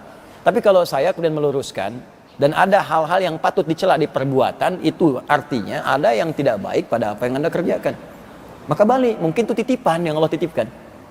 Wallahu alam, saya pun demikian, saya tangkap kok. Saya habis ngaji, balik, malam-malam duduk, saya baca lagi apa yang saya sampaikan, saya koreksi lagi, saya sudah mengamalkan atau belum. Yang kedua, membayangkan wajah-wajah yang saya tatap saat pengajian. Terus kita berdoa, baik yang tertatap, yang tidak tertatap, minta kepada Allah. Itu pesan guru kami. Minta pada Allah, supaya Allah melembutkan hati mereka. Sampai kalimat-kalimat kita ke hati mereka. Dikumpulkan di surga dalam kebaikan. Itu rutin, itu minta. Sebelum tidur, ingat lagi. Ya, baru ditutup dengan istighfar. Kalau kurang-kurang. Istighfar. Takut salah. Takut niatnya untuk cari popularitas. Takut niatnya untuk cari amplop, cari macam-macam. Makanya saya paling benci kalau ada orang-orang yang meminta kita berdakwah itu dengan ukuran-ukuran dunia. Ustadz tarifnya berapa ya? Ustadz kalau dibayar datang enggak ya? Ini enggak ya? Dan itu saya paling enggak suka. Ya, biasanya kalau Anda sudah nanya tarif itu pasti akan bermasalah dengan saya. Minimal saya paling enggak enak datang. Ya sudah, enggak ada urusan dunia sama saya kalau sedang membahas urusan akhirat. Udah akhirat aja. Termasuk kalau ada orang-orang yang mengatakan saya yang populer kan Ustadz tadi, jangan dengerin tuh, tinggalin aja orang itu. Itu orang mencelakakan saya. Ya, Allah mengatur segalanya. Tapi saya pun mencintai semuanya. Saya nggak mau bermusuhan dengan siapapun. Saya doakan ya supaya Allah berikan hidayah pada kita semua. Itu poinnya. Maka kalau belum jadi ulama, belum bisa jadi muta'alim, belum bisa fokus dalam mendengar, minimal jadi muhibbin. Muhibbah, tanamkan kecintaan pada ilmu, pada ulama, pada teman-teman yang ngaji. Biasanya gini, chemistry nyambung Pak. Kalau Bapak biasa ngaji, itu nanti ada ukhuwah. Mahabbahnya itu bukan hanya pada ustadz, tapi pada teman-teman juga akan terjalin. Itu nggak dibuat-buat pun jadi kelompok sendiri. Demi Allah saya katakan, itu udah rumus, udah fitrah. Jadi kalau biasa ngaji itu tiba-tiba ketemu aja. Dah. Terus jadi sehati aja. Ngaji saling ingatkan, padahal mungkin baru kenal kemarin. Kalau chemistry-nya udah nyambung, saling ingatkan. Bisa berangkat bareng-bareng. Dulu rasa itu kuat. Jadi kalau udah ada pengajian, angkot tuh banyak gitu. Dulu tuh begitu. Angkot, bis, apa gitu kan. Nah, sekarang itu yang harus ditanun lagi. Jangan-jangan mahabbahnya yang kurang. Muhibbin di kita itu banyak Pak, Bu. Silahkan jadi kampung-kampung itu. Kalau ada pengajian, datang banyak orang. Yang nggak pernah kelihatan datang. Ya, saya itu dulu pernah ke satu tempat ya, daerah yang Allahu Akbar ya. Ya mungkin kurang gitu kan, materinya, macam-macamnya dan sebagainya. Tapi satu kali, saya mengatakan ini musola agak kurang, kita rombak aja ya. Lah kita udah siapkan dana. Nggak tahu, tukang pentol Pak. Pentol. Tahu pentol? Ya, bukan soto, yang kayak cilok bakso itu ya. Yang daerah-daerah pentol disebutnya kayak tukang cilok atau bakso tusuk itu. Keliling. Kan orang ngelihatnya cuma tukang pentol, tukang bakso, tukang cilok aja. Ya, tukang lewat keliling begitu. Anda tahu? Dia membuka semua tabungannya untuk merenovasi musala. Ya Allah gitu kan, orang-orang luar biasa. Dan Anda berbangga-bangga mengumpulkan itu hanya untuk pamer aja. Anda mengharapkan surga, Anda di mana? Ya kita harus mulai ada berubah orientasi hidupnya gitu. Orang itu udah ngejar kebaikan, Pak. Orang udah ngejar soleh. Dan kita masih salah. Dan masih mendambakan surga. Itu saya sering makanya saya senang tuh kalau ke desa-desa, kampung-kampung. Subuh-subuh orang udah sholawatan. Sebelum subuh bahkan bangun. Ya, udah ada yang doa. Saya coba masuk ke satu mushola kecil. Belum adzan Pak, 3:30, jam 3. Ada orang yang diri. Ya Allah, saya ini banyak dosa. Ya Allah, saya nggak layak masuk surga. Ya Allah, dosa saya banyak, istighfar. Saya cuma minta ridho aja ya Allah. Ampuni saya ya Allah. Pakai bahasa-bahasa daerah tuh. Cuman duduk aja. Saya ini belajar ngajar, saya bilang. Hampir tiap waktu saya ngajar. Cuman Anda lebih baik dibandingkan saya. Anda masih punya waktu untuk istighfar, praktekkan, minta, mendekat, dan masih merasakan kenikmatan itu. Yang kata orang Anda orang kampung gitu. Mungkin nggak pernah muncul di TV, nggak ada, di YouTube nggak kelihatan. Ya itu karena harus jadi pengingat ya. Minimal muhibbin. Naik lagi mustamir. Naik lagi muta'allim. Naik lagi alim. Kalau bukan bapaknya alim, anaknya. Kalau anak belum sempat, cucu mesti ada jadi ahli akhirat. Siapkan. Di keluarga kita mesti ada yang tampil jadi kebanggaan saat hari kita kembali kepada Allah Subhanahu wa taala. Karena itu akan dipertaruhkan semua kehormatan kita dan keluarga besar kita. Kalau dunia, jangan khawatir. Kita nggak bangga di dunia, di alam kubur semua sama. Sama semua. Nggak ada status orang kaya, nggak ada status orang hebat, nggak ada kedudukan. Semua masuk kubur. Di akhirat akan nampak semuanya. Kalau kita di dunia nggak dianggap kaya, nggak apa-apa. Orang kaya pun dikubur juga, ke tanah juga. Sama semua. Tapi kalau di akhirat, nampak semua. Karena itu siapkan dari sekarang, mesti ada ahli Quran di rumah kita. Mesti ada ahli tahajud di rumah kita. Kalau ingin keluarga soleh, bapak ibu mulai soleh dulu. Perbaiki dulu orang tuanya. Orang tua perbaiki, nanti otomatis ke anak akan turun. Itu otomatis Pak, Bu. Demi Allah saya katakan, otomatis. Kalau bapak ibunya sudah soleh, sudah mulai nih, sholatnya kita atur ya Ma, insyaAllah. Ya mama tahajud ya, kalau nggak bisa, papa. Kalau bisa mama, atau kita bareng-bareng. Bismillah. Menghafal Quran ya, menghafal. Nanti anak otomatis akan dirubah oleh Allah. Itu sudah rumus Pak. Sudah rumus. Nanti insya Allah akan ikut, semua diarahkan. Kalau bukan sekarang, mungkin saat Anda wafat. Nah nanti satu keturunannya itu akan sama dengan kebiasaan kakek moyangnya. Makanya Muhammad bin Idris itu mengambil nasab kakeknya Syafi'i. Karena itu yang paling dekat ke masa Nabi SAW. Mungkin amalan kakek itu, amalan kakek turun ke cucu, buyut bahkan. Ya, Muhammad bin Idris, kan? Saya pernah bacakan nasabnya kan di pertemuan lalu kan, bin Al-Abbas bin Sa'id bin Asy-Syafi'i. Syafi'i itu kan kakek yang ketiga. Muhammad bin Idris bapaknya, ya, bin Al-Abbas kakeknya, Sa'ib ya buyutnya, kemudian Asy-Syafi'i itu ke atasnya lagi, di atas buyut. Ini amalan kakek buyut itu dihasilkan pada cucu cicit mungkin yang keberapanya, tapi kan keambil juga pahalanya ke atas. Nah mungkin sekarang Anda yang tilawah Pak, Anda yang berdoa terus, ya Allah jadikan aku keturunanku ahli Quran. Mungkin Anda nggak hafal, tapi cucu Anda, cucu cicit Anda, mungkin itu yang jadi kebanggaan Anda di kemudian hari. Ya insya Allah, makanya tuliskan apa yang pernah Anda kerjakan supaya dibaca lagi oleh anak cucu Anda. Minimal coretan, ya. Ada apa? Nanti tahu, oh kakeknya pernah ikut pengajian di Al-Azhar. Setelah 100 tahun yang lalu nanti muncul. Ya, setelah 50 tahun yang akan datang. Setelah 20 tahun yang akan datang, tahu kakeknya pernah ada di sini. Bapaknya pernah ada di sini. Dia kenang, dia teruskan kemudian hari. Mungkin itu yang menginspirasi dia untuk belajar di kemudian hari. Wallahu taala alam bissawab. Semoga Allah muliakan kita, rahmati keluarga kita, sayangi kita semua, dan mudah-mudahan memasukkan kita pada golongan orang-orang yang diridhai oleh Allah Subhanahu wa taala. Allahumma taqabbal minna innaka antas samiul alim wa tub alaina innaka antat tawwabur rahim. Allahumma 'allimna ma